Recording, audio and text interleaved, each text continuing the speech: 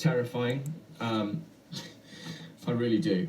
Let's try and whiz through it in a way that makes sense. And what I've done, this is my document. This isn't the government document. I've put this into a sensible format, and I'll put a link to it in the comments, because it's easier to read this, which is the same thing but slightly improved by me for readability. I haven't changed any of the text, I've just formatted it better so you can read it. The government don't want you to see this. They don't want you to understand it. They certainly don't want you to respond to it. That's what we can conclude from this. So it goes on. How will the data be shared? Well, it goes into all the details as to how it's going to be shared, and obviously it's pushing the benefits. They're going to create easy and consistent ways to access your sign-in. They're going to improve the user experience when accessing government services. They're going to improve inclusion by expanding ID services to citizens currently excluded because they do not have conventional ID documents such as a passport. It's going to facilitate simple, faster access to simple... and it's going to reduce identity fraud and misuse. Okay, so they're trying to sell us the benefits. I'm sorry if this video is a little bit all over the place, but it still makes more sense than reading the documentation. Links in the comments. Right.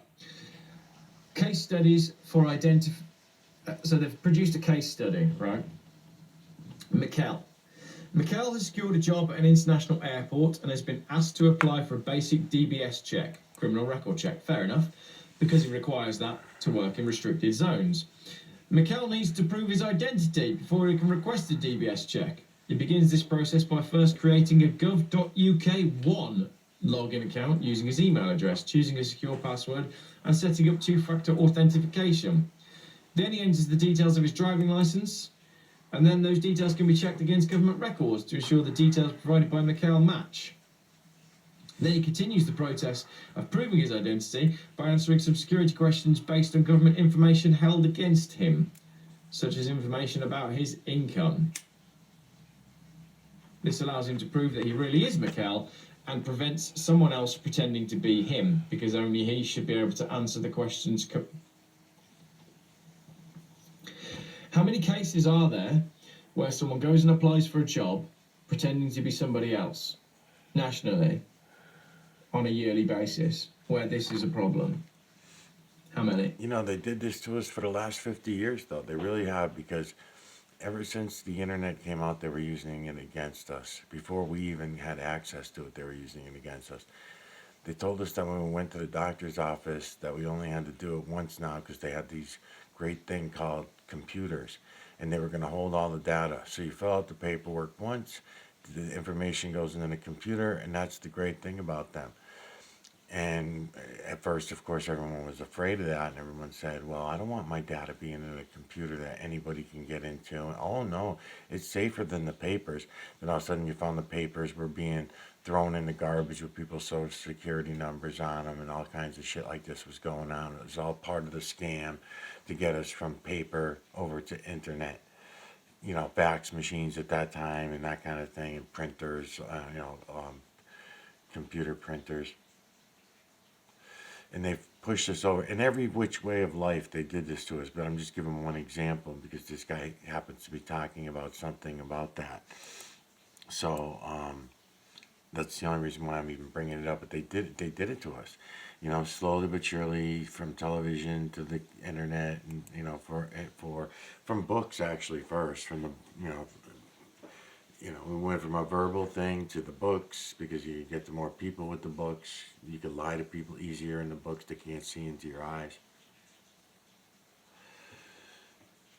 Oh, what am I on for minutes here? Oh yeah, that's right, I restarted it.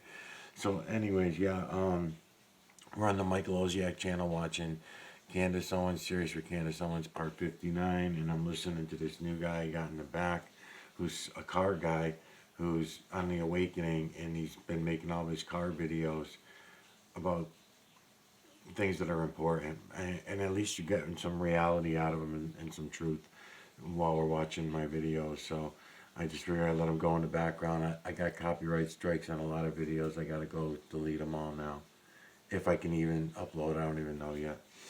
And then I'm going to press play on the video up top. Digital collection of electromagnetic nanocarbon from the cloud level. You can clearly see the imagery in there. I've been going through in the videos as I've been going and putting the cropping tool in there. But of course, I'm just giving the idea, showing you so that you can go do it yourselves. It's a lot more beneficial to go and look at it for yourselves. Make your own cardboard cropping tool or whatever, and do the same thing that I'm doing here. And maybe we can try to help each other to get out of this mess we're in. It's really bad. And how many people do they want to put on this new digital ID scheme? Well, 67 million. The outcome of these checks are retained by the Identity Verification Service and can be reused, so he doesn't have to perform the same checks in future when accessing other government services. Brackets, we will save all of your information in an online file connected to your ID. Having successfully proven... And this is what I was explaining about the farms and that shit. It's the same thing with that goes down with all this digital ID crap and everything. So Biden goes in and brings the chip factory to the United States. It's not that big of a chip factory, but what it is going to do is it's going to be so that we can make all of our own tracking chips. And these tracking chips are going to be for all of our own stuff so we can track our own people. They're not for anyone's benefit. They're not, so they're making chips that are going to go in your vehicles so they can track your vehicles to tax you on that carbon tax and penalties and fines and regulate how far you can drive. Or fly, because then there's going to be another chip in your phone that you're going to have to carry around with you. And if you're worried about taking the number of the beast, we already did, because they've already have our facial recognition. Our identity is our facial recognition. So they've already got it. And they've already got us with it. And, you know, we could say it's the number of the beast is really the vaccinations. It's the whole system. It's an electromagnetic nanocarbon system, and they're not showing it to you for what it is. They're lying to you at every step to go through with this process of enslaving everyone even more than they already are. And it's happening, it seems like it's happening fast because it already happened. That's why it seems like it's all happening so fast. We've been being warned about it, but we were having fun and ignoring it. But it's... Proven his identity in a few minutes, Mikel continues to request his DBS check. Having successfully proven his identity in a few minutes, brackets, because all of the stuff that was recorded about him from everything he ever did was already there online. Also, how hard is it to prove your ID? You just show your driving license, don't you? Another case study. Bukayo. Bukayo is in the process of remortgaging his property. A conveyancer, on behalf of his lender, has created a mortgage deed for Bukayo and issued it to HM Land Registry, who now makes it available for Bukayo to sign online as part of its digital services. So the land that you own will be connected online as part of the digital services. To do this, Bukayo needs to prove his identity to ensure that it's really him signing the mortgage deed and not anyone else. Really? Bukayo created a gov.uk One login account last year when he needed to manage his tax information on gov.uk, and this involved passing an identity check, the outcome of which was retained, to save him having to do it again in the future, which also means we saved all of his details, like I just said. Right, but every time you go to the doctors, that's what I was starting to say. Every time you go to the doctors, the dentist, or any kind of medical procedure, they always give you the piece of paper to fill out. You're always filling out. You can't just go in and give your name. And then when you change doctors, and you're nowadays, it's not like when I was a kid. You know, you go to one doctor all the time. Even as an adult, they had one doctor. It was called the family doctor, and it was one person that you seen for almost everything. And then he would sometimes, you know, if you had something special going on, he would call someone else in, but he could handle most things. And most of it was psychotherapy, anyways, probably more than anything else, just to tell everyone that everything's going okay. But they changed it all around over the last 40 years, 30 to 40 years. I would say that's been really drastically flip-flopped. The whole medical industry has actually on top of that. So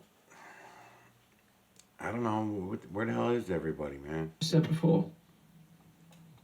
Because Bukayo has already proven his identity, all he needs to do is to sign into his gov.uk one login account and agree to share his information to sign the mortgage deed service. He continues on to sign the mortgage deed without having to do any additional checks in gov.uk. This section is aiming to ascertain if you perceive...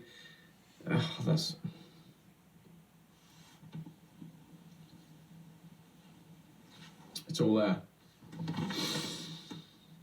It's all there. Why introduce the power now? An increasing number of people are accessing government services online, and they expect these services to be simple, quick, safe, and secure. Expectation levels for public services have never been higher.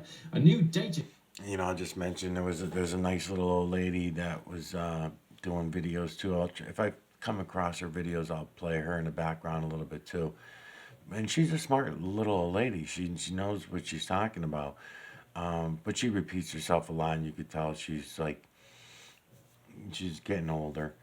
But anyways, she was telling everybody about the food stamps being taken back because they're coming out of their crisis.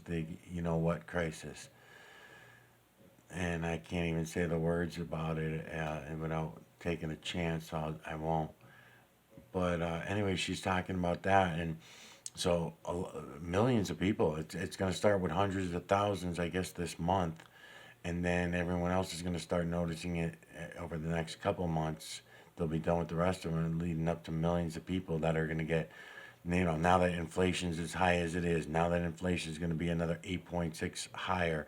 Now that no one can afford any food, everything shutting the farms down is all part of it. The whole fucking thing, all the Walmarts, Kmart's, all those things being run by a few conglomerates that get all the shit from China, right? So when we go to war with China, we won't be able to get anything from them. We don't manufacture anything here for ourselves anymore. Very little, very little.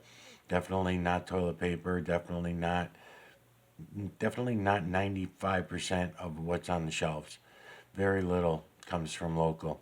I mean, think about the Big Y, right? I can think of, out of the entire Big Y of every product they have in there, there may be, I'll give it the benefit of the doubt and say, let's say there's 100 items throughout the store that are local made, and that would include the bakery, which they run themselves, so of course that would be local made. So flowers are done local because they have a little flower shop, that kind of thing. But at maximum, I would say 100. I'm thinking Millie's Pierogies. That's a local Chicopee factory. They're not made in town, but it's still local. What else? The bread is baked, like I said, in the local bakery, and they do make some dishes, pizzas, and shit like that. So they'll have that stuff that can be counted as local made. The fish department, I don't know where they get their fish from, but the fish department itself is local because it's local stuff. So that's about it. Then you'd have to go aisle to aisle and find like some local juice companies that are local around here or something, at least in the country anyways. Let me press play while I'm talking.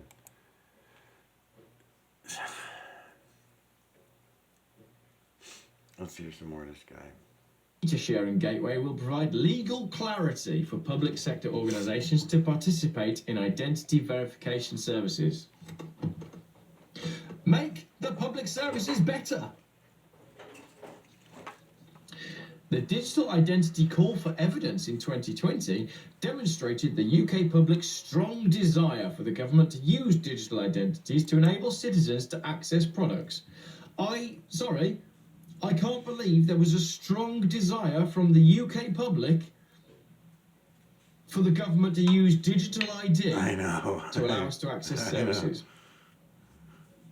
Because once again, the question will have put, would you like it to be easier to access online services? Well, yes, that would be great. And we're thinking what that means is slightly less clicks to get to where we want to get to. But what it actually means is a digital ID tracking your every move online, shared between multiple stakeholders and government departments. The government has worked closely with its partners, I dread to think who they are, in the public and private sectors to publish guidance on how to prove someone's identity and how to use authenticators to protect an online service. The guidance has been welcomed by the digital identity community. Who are the digital identity community? There is no such thing. And is a key element of establishing a set of standards and rules that would support interoperability across. Who writes this stuff? The benefits of the proposed objective for identity verification services are significant and include improved trust between citizens and government. Improved trust between citizens and government. The citizens no longer trust the government. So who is benefiting more? It's like everything's backwards and upside down. When it comes to trust, I think what you mean is we can better monitor our citizens because we have more control over what they are up to. The infrastructure to unlock hundreds of millions of pounds of savings across departments through avoided costs and duplicate digital identity systems and more and better quality insights. If the government wants to save money, then it should stop wasting money. Coronavirus response, test and trace, £37 billion. They don't care about spending money. This is not about saving money. What other options have been considered? Government has considered other legislative options, and there is no legislation in place specifically to enable data sharing across government for identity verification purposes. Identity verification services currently rely on a variety of different data sharing powers, and the draft regulations provided for a single piece of legislation to improve access to services by citizens. Just finish off with that one, don't they? We're going to improve access by citizens. This is not about improving access for you or me. Government believes that these draft regulations are necessary to deliver benefits to individuals and households. What benefits exactly? What benefits is it going to give individuals and households? Other than the crippling fear of knowing that the government is monitoring every single one of your moves and all of your transactions. Yeah. It's upside down, backwards, everything. It goes on, how does the data sharing align with UK priorities? We've done. So I question why YouTube even sent me a real person, because, you know, the list to the side of the screen of people that are offered for the types of shows that I punch in and the types of entertainment, I guess is what we'll call it, like the Clayton Morris show or all the people that I made series to. I obviously put some time at some point into making these series for them on their channels. So I spent some time on their channels getting to know them a little bit. And as I did, I was being fed them, and I was intentionally calling them out, partly for that reason and other reasons too. But, you know, calling them out saying, look, YouTube fed me to you, fed you to me. So, you know, now that we're here, now that we're together, let me show you this. You know, let's see if maybe you're not full of shit. Maybe you're a real person, you know, who knows? Maybe Clayton Morris and those guys over there are real people. Like I keep saying, maybe they're just products of their environment. I don't know. It's hard for me to tell anymore, because there's, you know, I hope that I'm wrong, you know. I hope that there's more people that are just products of their environment and they're not like all secretly involved in it all, and I'm the only one that's not. But, you know, here it seems like these couple people I just found in the last few days all seem to be real people too. So we'll see what happens. Done the case studies. Why is the UK government taking this proposal forward? UK Parliament approves proposals for new objectives involving disclosure and processing of data held by UK departments. Okay, so they're allowed to come up with new things based on data. The draft regulations must be taken through UK Parliament by the UK government. However, they're consulting separately in Scotland, Wales and Northern Ireland. So this must go through Parliament, so it must be voted on. And in order for them to get it through, what they want is you to not know about it, which is why they've created this and put it online quietly without informing the media. But I'm telling you now that this is there and this is happening. Will data sharing comply with the relevant data protection requirements? Well, obviously. Has GDS carried out data protection impact assessment? Obviously, there's implications for data protection in all of this. Does the proposed data sharing comply with current best practice? Well, apparently, yes, it does. And why consult? So they're basically saying why it must consult other persons that it thinks appropriate for a collaborative and constructive work, which is what the government want. They certainly don't want to collaborate with you lot. So that basically is the basis of the proposed legislation. As I say, sorry that my video was a little bit all over the place. I've tried to make as much sense of it as possible, and I do get very, very emotional about this because I can just see where this goes next. Now let's get on to the questionnaire as to the questions that they want you to ask them. Okay, and again, what I've done, you can probably see here. Can you see the bit that's in capitals there? If it's in capitals, that's... He's doing a lot of work, you know, just like that other girl, Squirrel Tribe. Because I've had to translate it from gobbledygook English to Jeff's English that you'll be able to understand. Question 1. So, just to clarify, we would welcome responses to the following questions. You can send an email, and these are the questions that they want you to think about as you reply in your email that you're going to send them. Question 1. The first condition for new objectives under Section 35 of the Digital Economy Act 2017 is data sharing. It should either improve or target public service provided to individual households or provide a benefit, whether financial or otherwise, to individuals or households. To what extent do you agree that the proposed new objective meets at least one of these parts? The first condition. That's question 1. I've translated that. Will it either improve one or more of the government targets on services provided, or will it benefit individuals? And again, you look at that and it's quite hard to say no, which is weird.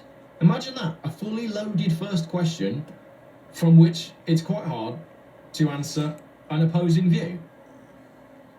Let's see if it gets any better for question 2. The second condition is that data sharing should improve the well-being of individuals or households. To what extent do you agree the proposed new objective meets this second condition? The eye and the face come in, and will it improve the... And this one here, so just tilt your head to the left because my camera's not locked. So you just tilt your head to the left, you'll see this large image, eye with the pupils. Well, you got one eye here and one eye here, and then this ends up being a nose for one image.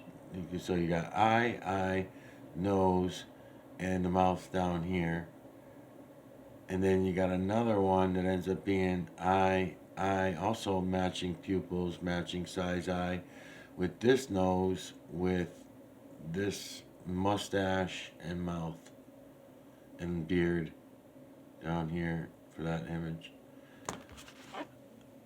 So just tilt your head to the left though to save me some trouble. I'll get you this guy first.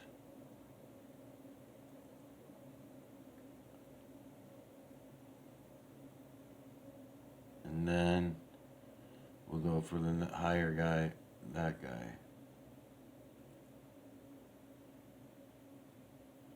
So you gotta tilt your head to the left to get him.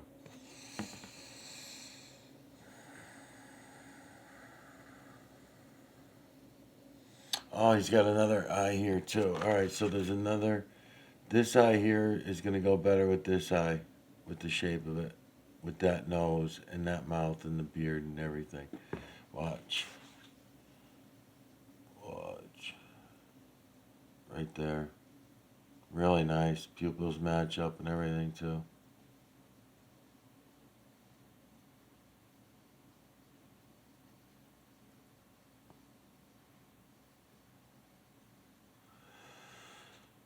Alright, and then you got the next one. And then the next one, it's image with an image with an image.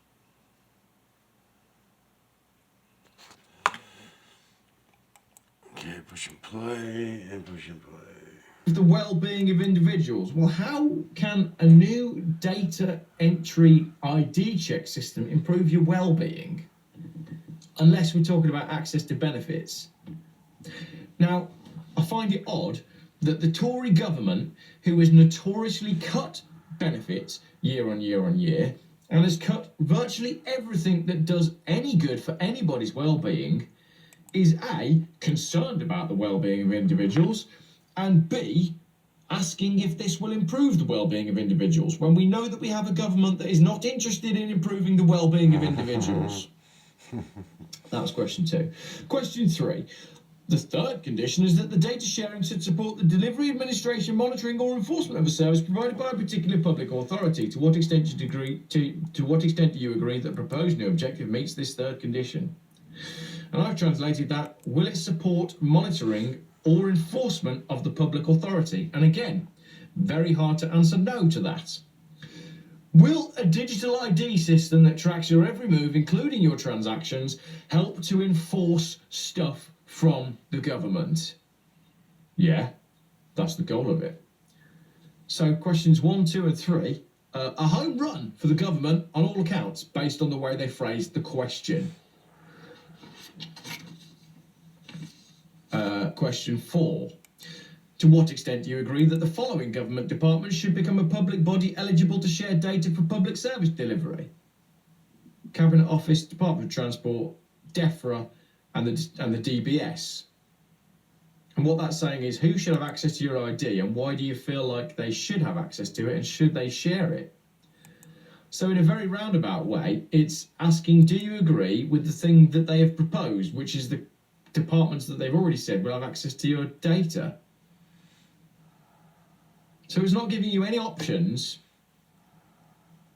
really. I mean, it's saying, please provide a reason.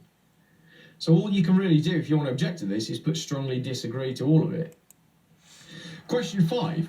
To what extent do you agree that the following government departments should be able to share data for the ID verification objectives? Same question as question 4, but whether they're allowed to share it. So question 4, should the Cabinet Office and Department for Transport and DEFRA and the DBS have access to your data? And question 5, should they share it? Now, does that mean share it amongst themselves or share it with other departments? Question 6, are there any other public authorities not proposed in the consultation which you think should be able to share data for the ID verification objective? So question 6 is basically, is there anyone else you can think of that should have access to your data? What are we going to write for that? It's true. It's fucked That's up, just man. a yes or no, apparently. Question 7, to what extent do you agree that the data items known as data attributes, as described under this proposed objective, are consistent with and appropriate for the delivery of the objective? So what that's saying is, we want to introduce legislation to have a new form of digital ID, and in doing that, we want to use your name, birthday, address, email, photos, don't know which ones, passport, driving license, ID history, as in how much you've used your ID and where, your transaction data, and your income. And all you can do is agree whether those things are correct or not. You can't suggest or delete. Question 8. To what extent do you consider the proposed sharing of data for the identity verification objective will lead to any individual or household losing any benefit? Again, I've translated that. Who is going to suffer as a result of this legislation? They're coming for me. They've found me. Well, it's going to happen one day, clearly. So who's going to suffer as a result of this new legislation? Will anybody lose any of their benefits or benefits? It's just a cool one, I'll just point out. Because of this? I don't know what I'm at for minutes, but I hear, it's not the best eye, but it is the matching eye. So go with this and this for the eye, nose here, mouth open, you can see the lower lip down here. But the part that is cool that I'm pointing out is this is all blue sky back here. You know, you can see some, trim work going on and everything like that. But you can see the upper teeth, too, of this particular, and cheekbones and cheeks and detail. And so, and the eyelashes match on both eyes and that kind of thing. The colors match. I see more white in this eyeball than this one. And the eye down here is shaped a little bit different, so I know that there's a better angle for that image where both eyes will perfectly match.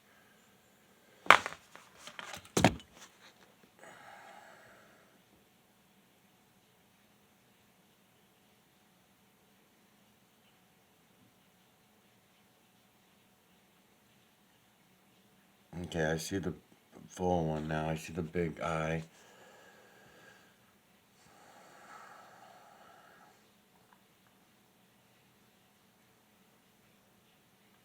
But again, you get to see the true creator build, the true creators builders working while they're working. When you're looking at the clouds like this, that's a nice thing compared to like looking at a rock or something like that, to get it through so you understand what it is you're looking at and how the system works. And then we don't need any liars anymore from there on. Legislation coming in.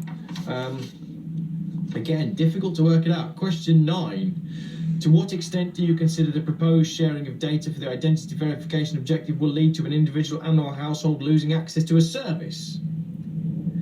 So who is going to lose access to services as a result of this? I guess that's asking, will it work for blind people? Will it work for disabled people? Will it work for people with mental health problems, like conspiracy theorists that believe that this is a power grab and that this is going to actually lead to the enslavement of mankind? Not sure enslavement is a word. Don't think it particularly matters at this stage. So true, man. Question 10 of 11. Do you think the proposed sharing of data for the identity verification objective will negatively impact on people who share any of the protected characteristics under the Equality Act of 2010? Age, disability, gender, reassignment, marriage and civil partnership, pregnancy, maternity, race, religion, belief, sex or sexual orientation. And what that actually means is, does this scheme impact everyone equally or more, or some more than others? I think it's going to impact everyone exactly the same. Anna? So these, I'll just point out before this video ends, these are all mineral streets in the sky on this particular day.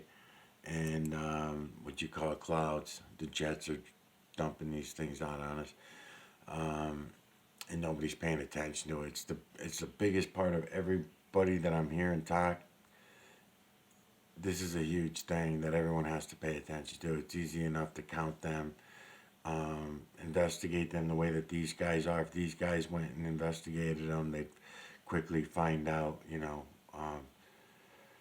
what's happening and be able to see it for what it is. Maybe I'll make a series out to one of these guys after I'm done with the Rising series. I think that's the goal. Question 12. Please indicate whether you are happy for the relevant points and comments you have made to be published in the consultation summary report. Sorry, I missed out question 11. Do you have further comments? Timetable. It concludes with a timetable and it concludes with a load of bump about what this stuff is all about. I can recommend you go and read it.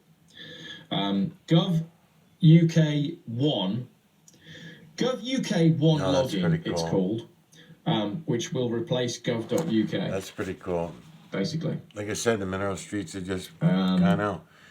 So, and the more I read electromagnetic nanocarbon system, you can see that. The more concerned I get.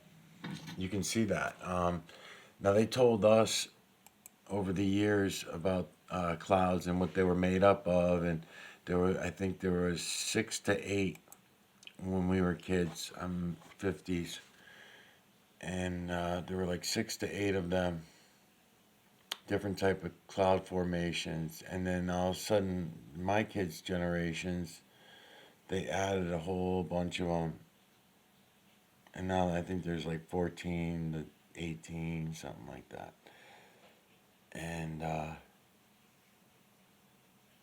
it was due to the mineral streets, and no one would talk about it. All the new cloud formations and stuff, because we didn't see clouds that looked like this when we were kids. All the stretching and everything going on like this, because they didn't have as good a control over the electromagnetics. They needed time to get all those things in play, and they did. The cell phone towers are, a big part of it. And they can push and pull these heavy metals and minerals into place all they want. So I got the video on pause. You can see all the faces in here in every direction. But all this striping shit going on here, I just thought it was neat the way it works in with the imagery. And I could pick, what image I wanted to work with. Of course, if I went in on all those lines, it would be all faces as well. But it's, really good imagery in here. You can see it all.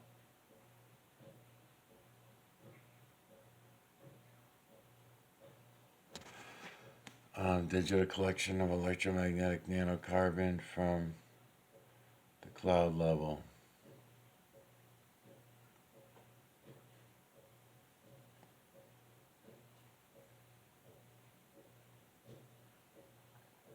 Yeah, neato.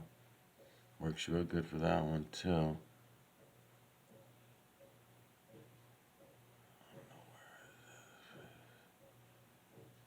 Right there.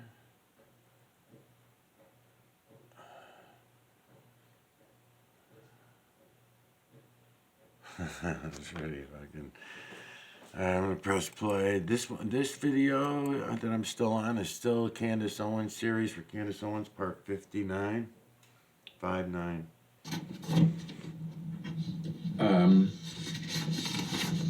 So, And Jeff is fed up. what can you too, do? So.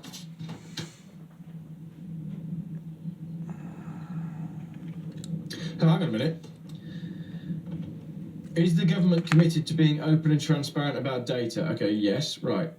And then under Annex 4, public authorities who would be able to share data for the purposes of the proposed ID verification service objective. Hang on, this wasn't in the questionnaire. So these are the bodies that are going to have access to your data, including all of your photos, as we discussed earlier on. Home Office, Ministry of Justice, Lord Chancellor, Ministry of Defence, Revenue and Customs, Department for Levelling Up, Housing and Communities, Education, Work and Pensions, Business, Energy, Industrial Strategy, Digital, Culture, Media, Sport, Land Registry. An organisation which provides services to a specified public authority in connection with the specified objective. What? What? Whoever the heck they are, they've got your photos. A county council in England, a district council in England, London Borough Council, a combined authority established under Section 103 of the Local Democracy, Economic Development and Construction Act 2009. Another what?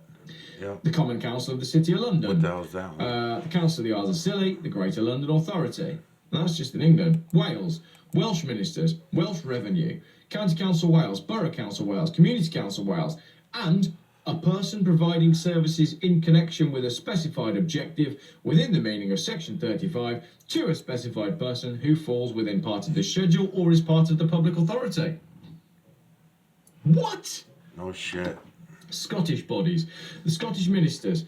A council constituted under Section 2 of local government.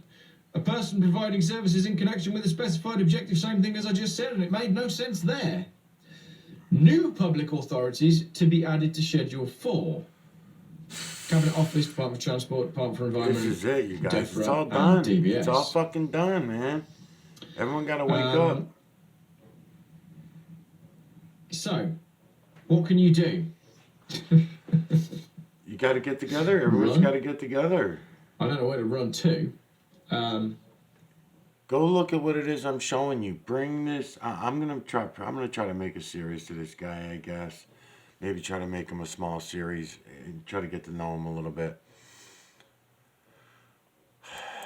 You gotta go look. You gotta go look. It's all here for us to see. If everyone goes and looks at what it is I'm showing you, then all the other shit would all go away. You won't believe any of them. You won't have a hard time throwing away your cell phones. You won't need it.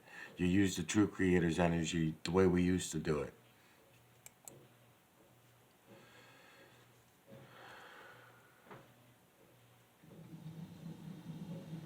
But run.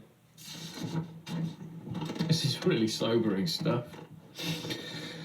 Right, what can you do? You can send an email.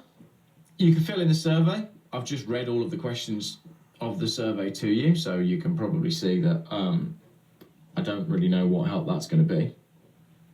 But the main thing you can do is share awareness that this is going on, that this has been published on the government website quietly, that the consultation period is very short, it's 2 months, and that this is going to be in place by December.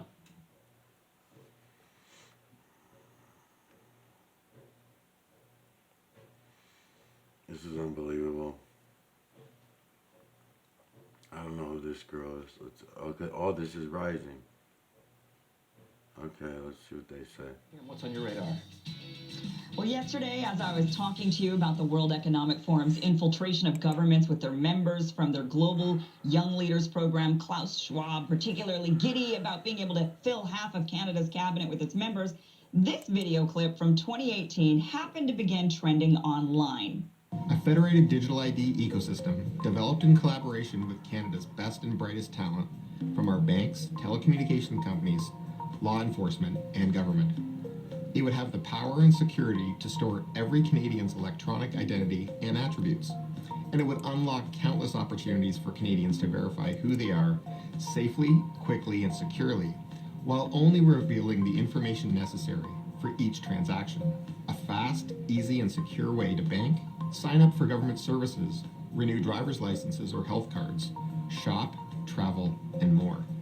Canada's banks are perfectly situated to help lead the creation of a federated digital ID system between government and the private sector. The World Economic Forum agrees that banks and financial institutions should lead the path forward for digital ID.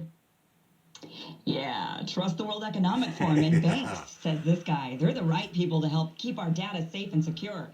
The WEF and banks are quite literally the world's wealthiest and elite, and their track record doesn't exactly prove they have the best interest of average people in mind. Now look, digitizing certain information is without a doubt convenient. I love being able to leave my house without my purse, knowing my credit cards are stored on my phone for unexpected trips to 7-Eleven. And I'm sure there are a number of benefits from moving to digital identification that they, the ominous they, will use to sell us on. And let's start there with the ominous they. Why are they actively pushing for this concept of a digital society? Usually advancements in technology happen naturally. As more and more people adopt the new thing, the old thing becomes a relic. For example, neither the government nor banks nor elite came out advocating for me to switch from cassette tapes to CDs and then on to MP3s. None of the elites have told me I must use my Apple Wallet rather than carry around my plastic cards. People either adopt the new advancement or they don't. No one is being forced into it. Some people can still carry around cash and they won't even use plastic, let alone Apple Pay. But what's odd about digital identification system is that rather than just rolling them out and letting those who want to use them, it's being advocated for by bankers and elites and pushed for by the World Economic Forum, not as a choice, but as a requirement. They're hoping governments adopt a federated digital identification system rather than private companies offering it as a convenience. And this is leaving a lot of people feeling very uneasy about the move. Okay, so there's the obvious benefits of digitizing your birth certificate, social security card, bank cards, and other important documents. No benefits if there's to doing ever any a of that. fire or things get stolen, No, you have backups that's online. Most of us keep our money in the bank with some sort of benefits. If somebody were to break into my house, for example, they're not going to find my... No, thank you. The government don't want you. I'll find something else. For the last couple of minutes, let's see what this one is. Regards, Councillor Paul Osborne, leader of Harrow Council, and my new hero. Paul, what a letter! I love the bits that you said between the lines. The between the line bits were my favourite. Go on, stick it to him. I'm always saying read between the Stab lines. him with words right in the face. Good afternoon, another ULEZ update. This one is good, funny, and factual. So, Harrow Council leader Paul Osborne was sent a letter by Sadiq Khan basically saying, come on mate, toe the line. Harrow Council are saying, you're not putting your cameras up, we're not having it. Sadiq wrote to him and said, mate, sort it out, jump in line, this is happening. Paul, legend, wrote this reply. Dear Sadiq, thank you for your recent letter regarding the ULEZ expansion. Firstly, I'm very glad to hear that you spend every day working with the Metropolitan Police, Transport for London and the London Fire Brigade. It's important that you focus your time with these organisations, especially as they've all gone into special measures or bankruptcy under your mayoralty.